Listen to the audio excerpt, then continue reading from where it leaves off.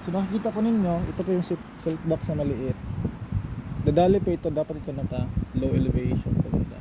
Itong dito naman, ito yung daluyan ng siltation galing doon. Doon. Tapos, dadali yan siya dito. Tapos, diretso naman siya dun sa yung outlet niya papuntang dagat. Okay? Tapos ito naman po, ito yung big piles namin. Ayun, nakikita niyo mga malalaki na yan siya. Pero maliit pa yan kung susumahin talaga. Pero pag samahin natin yan, sobrang malaki na yan. Tapos yung banda naman po, yung maliit na yon, yan. Kung nakikita ninyo, yan yung sapro namin na old stock.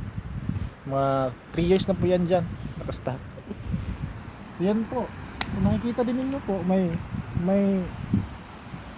LCT kami doon ng Balaho. Kung nakikita ninyo yan, yan yung bagong causeway nila. Diyan sila nakadaong. Go! Support ko kayo ngayon. Bibi. Unsafe.